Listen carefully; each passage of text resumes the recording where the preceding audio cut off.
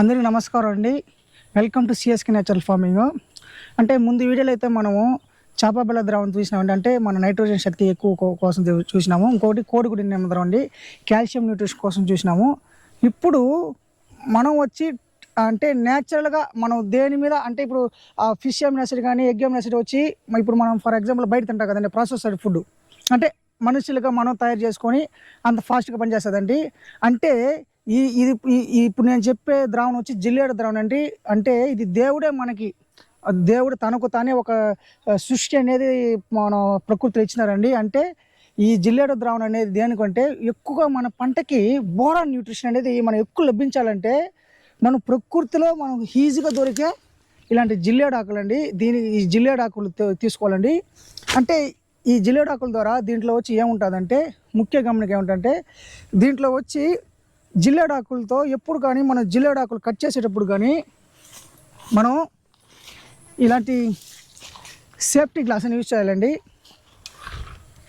ఎందుకంటే ఈ జిల్లేడు ఆకు చేసేటప్పుడు కానీ మనకి దీంట్లో ఉండే ఆ యొక్క యాసిడ్ కానీ దీంట్లో ఉండే టాక్సిక్ కానీ మన కంటికి కానీ ఎక్కువ ప్రమాదిస్తుందండి. సో ఇప్పుడు కానీ మనం ఈ జిల్లేడు ఆకులతో ఇంకొకటి అండి, దీంట్లో వచ్చి మెయిన్ ఆల్కలైడ్ ఏముందంటే క్యాలోట్రోపిను, క్యాలోటాక్సిను, కెలాక్టిను, మళ్ళీ ఉస్కారిన్ అనే యొక్క చెప్పబడే మన ఆల్కలైడ్ అనేది దీంట్లో ఉంటుందండి. సో ఇది ఎప్పుడు కానీ మా మనిషికి చాలా చాలా ఇది అంటే చాలా డేంజర్ అండి ఈ జిల్లేడు ద్రావణం తయారు చేసేటప్పుడు. ఫర్ ఎగ్జాంపుల్ దీంట్లో ఉండే పాలు కానీ మన సన్ గ్లాస్ కానీ వేసుకోకపోవడం వల్ల దీంట్లో ఉండే యొక్క పాలు కానీ మన కంట్లో పడితే మన కంటి పోయేదానికి సమస్య ఉందండి. సో దయచేసి మీరు ఎప్పుడు కానీ ఈ జిల్లేడాకు తాగేటప్పుడు మాత్రం మనం ఈ సన్ గ్లాస్ వేసుకోవాలండి. ఇంకొకటి సన్ గ్లాస్ కాదు, ఈ యొక్క గ్లాస్ సేఫ్టీ గ్లాస్ ఏదైనా వేసుకోవచ్చండి, మన సన్ గ్లాస్ అనేసి కాదు.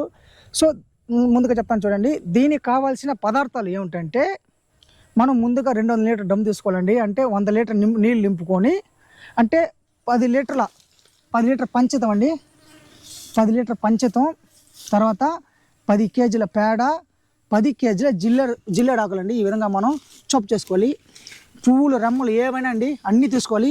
మెయిన్గా మనం జిల్లేడాకు పూత దశలో ఉండేటప్పుడు మనం కట్ చేసుకుంటే మనీ అనేది ఎక్కువ శాతంలో ఫ్లావనేట్స్ ఆల్కలైడ్స్ అనేది మనకి ఎక్కువ మోతాదులో ఉంటుంది. అంటే ఫ్లవరింగ్ స్టేజ్ లోపల ఫ్లవరింగ్ స్టేజ్ తీసుకునేది ఎక్కువ మోతాదులో ఉంటుంది. మనం చెప్పినట్లు యాసిడ్స్ కానీ ఫ్లావనేట్స్ కానీ ఆల్కలైడ్స్ కానీ మిగతా సమయంలో అంత తక్కువ ఉంటుంది. సో ఫ్లవరింగ్ స్టేజ్ ఉండేటప్పుడు ఈ ఫ్లవర్స్ కూడా మనం బాగా దీంట్లో మనం ఎక్కువగా వాడచ్చండి. ఎందుకంటే ఆ టైంలోనే దీంట్లో బోరాన్ న్యూట్రిషన్ ఎక్కువ ఉండడం వల్ల మనకి ద్రావణ రూపంలో దొరుకుతుంది. ఇప్పుడు చూడండి, మనం ఈ విధంగా కట్ చేసుకోవాలండి. ఈ విధంగా చిన్న చిన్న ముక్కలుగా రెమ్మలతో మనం కట్ చేసుకోవాలండి. మనకి 10 కేజీలు ఆల్రెడీ ఉందండి. అంటే ఎప్పుడు కానీ మన సేఫ్టీ గ్లాస్ అనేది మెయిన్ అండి. యాక్చువల్గా మనం వీలైతే బ్లౌజ్ కూడా వేసుకోవచ్చు అండి. బ్లౌజ్ కూడా ముఖ్య గమనిక చేసుకోవాలి. మనకు ప్రస్తుతం లేదు కాబట్టి, కానీ చేతుల్లో మనం వాష్ చేసుకుని సరిపోతుంది. మెయిన్ సన్ గ్లాస్ అనేది మెయిన్ అండి. ఈ గ్లాస్ అనేది మనం యూజ్ చేసుకోవాలి. ఈ విధంగా తయారు చేసిన తర్వాత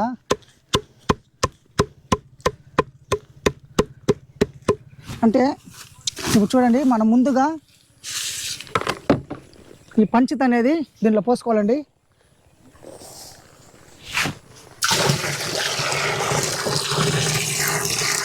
పంచిత 10 లీటర్ పోసుకోవాలి.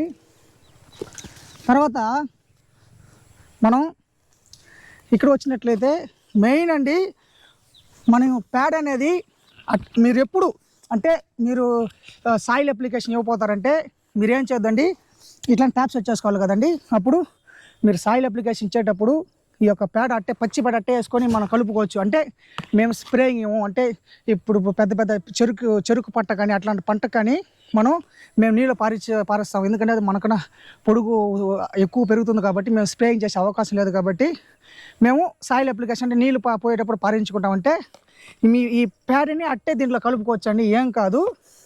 అంటే మనం పంచతం కోసం ఈ పేడ అయితే మీరు నీళ్ళు వదిలేటప్పుడు కానీ ఈ పేడ పోసుకోవచ్చు. ఒకవేళ మేము స్ప్రేయింగ్ చేయబోతాం అంటే ఈ మల్లి చెట్లు కానీ ఇట్లాంటి చెట్లు కానీ మేము స్ప్రేయింగ్ చేసుకోపోతాం, ఫ్లవరింగ్ కానీ ఫ్రూట్ దీనికి మిగతా 3 నెలల పంటలు కానీ ఇట్లాంటి కానీ పంటకి మేము స్ప్రేయింగ్ చేసుకోపోతాం. అంటే మీరు ఖచ్చితంగా ఇట్లాంటి దాంట్లో మనం బీజామృతం ఎలా పేడేసి దీంట్లో ఉండే స్క్రూస్ చేసుకుంటాము. అదేవిధంగా మనం ఈ యొక్క పేడ కూడా మనం ఈ విధంగా మూట కట్టి దీనిలో నాకు ఒక వారం నానబెట్టి మనం స్క్రూస్ చేసుకొని దాంట్లో ఉండే ఈ ప్యాడ్లో ఉండే ఆ యొక్క జ్యూస్ కానీ.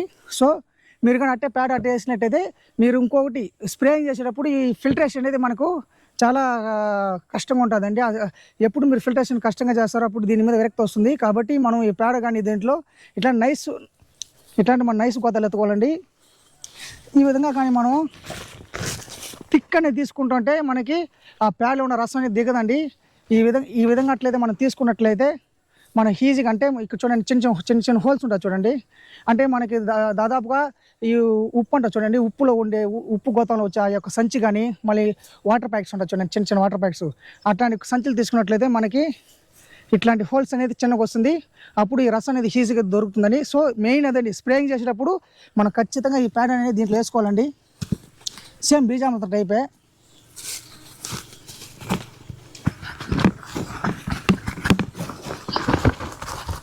పది కేజీ తీసుకోవాలండి.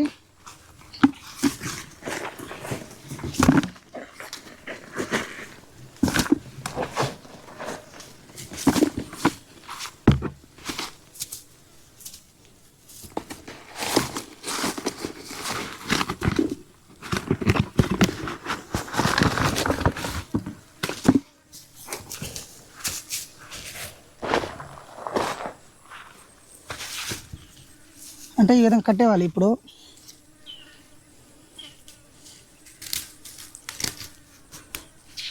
దగ్గర ఈ విధంగా కట్టేసి ఈ నీట్ చూడండి, ఈ నీటిలో వచ్చి మనం ఈ విధంగా చేసుకోవాలి. అంటే ఈ పేడ ఉంటుంది కంటే గట్టిగా ఉంటుంది కదా, ఈ విధంగా చేసుకోవాలి.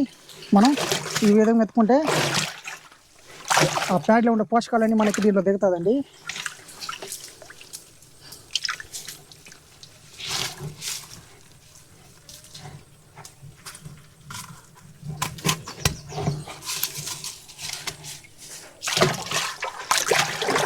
తర్వాత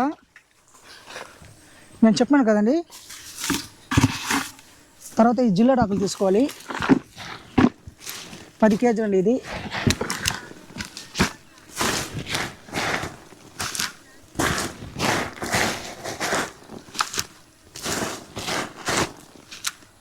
తర్వాత ఈ 10 కేజీ జిల్లేడాకులండి.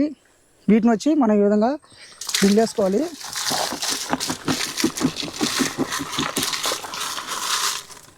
ఈ జిల్లేడాకులు CN రేషియో ఎంత ఉంటుందంటే 23:1 అండి. అంటే ఈ 23% కార్బన్ శాతం ఉంటుంది, 1% వచ్చి మనకి నైట్రోజన్ ఉంటుందండి. అంటే ఈ జిల్లేడాకులతో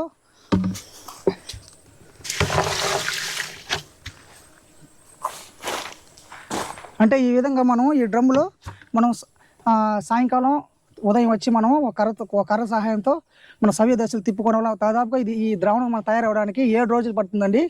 7 రోజులు మనం ఈ విధంగా తిప్పుకుంటే మనం అంటే మనకు 150 లీటర్ వస్తుంది. అంటే మనం పంట మీద అట్టే స్ప్రే చేసుకొని చూడండి. నీళ్ళు కూడా మనం కలపాల్సిన అవసరం లేదు. అంటే దీనికి కావాల్సిన పదార్థాలు ఎంత మోతాదులు అంటే 10 కేజీల పేడ, 10 లీటర్ల పంచితం, మళ్ళీ మనం 10 కేజీల జిల్లేడాకు అండి. జిల్లేడాకులు చిన్న చిన్న ముక్కలు, ఆ రెమ్మలు కానీ ఆకులు కానీ ఏదైనా తీసుకోవచ్చు. రెమ్మలు కట్ చేసుకొని మనం ఈ విధంగా అన్నింటిలో కలుపుకొని మనం 7 రోజులు ఉంచిన తర్వాత మనం 8వ రోజు మన పంటకి మనం ఫిల్టర్ చేసుకొని వాడుకోవచ్చండి. ఈ స్ప్రే చేయడం వల్ల మనకి బోరాన్ అనే పోషకాలు అనేది మన ఎక్కువ పంటకు లభిస్తుందండి. అంటే ఈ బోరాన్ పోషకాల వల్ల మన పంటకి ఏం ఉపయోగం అంటే మన కాయలు కానీ పూతలు రాలడం కానీ మనకి పిందులు ఎక్కువ రావాలంటే మెయిన్ పంటకి ఏం కావాలంటే బోరాన్ పోషకాలు అవసరం. సో మనం ఈ లిక్విడ్ ఏంటంటే బోరాన్ ఫెర్టిలైజర్ అంటారు మనము. అంటే ఇది స్ప్రే చేయడం వల్ల మనకి బోరాన్ న్యూట్రిషన్ లభిస్తుంది. సో దయచేసి మీరు కెమికల్లో కాదు ఎక్కువ ఉంటుందని వాళ్ళు బోరాన్ న్యూట్రిషన్ వాళ్ళు ఎక్కువ ఇస్తారు కదా, హ్యూమిక్ యాసిడ్, ఫ్లూయిక్ యాసిడ్ అంటారు కదా, అన్ని పోషకాలు మన దాంట్లో ఉంటుంది. సో మన ప్రకృతి వల్ల ఏం ఖర్చు లేదని జిల్లేడు ద్రావణం మనకి మన కైలు చుట్టూ గట్ల మీద ఉండే ఆకులతోనే మనకి మన పంటకి పోషకాలు ఇవ్వచ్చు. సో మీరు కూడా దయచేసి CSK నేచర్లో ఫాలో చేయండి, సబ్స్క్రైబ్ చేసుకోండి. మరిన్ని మీకు ప్రకృతి వ్యవసాయంలో వచ్చే మీకు గ్రోత్ ప్రమోటర్స్ కానీ, కషాయాలు కానీ, పెస్ట్ కంట్రోల్ కానీ, ఇన్సెక్ట్ కంట్రోల్ కానీ, అన్ని కషాయాలు కానీ మనం జీరో బడ్జెట్ నేచురల్ ఫార్మింగ్ అనేది మనం ఎటువంటి ఖర్చు లేకుండా మీ పంటని మేము పురుగుల నుంచి కానీ అన్ని గురించి కానీ సేకరించి మీకు తక్కువ ఆదాయంతో మీకు ఎక్కువ పంటలు పండిస్తామండి. So thank you.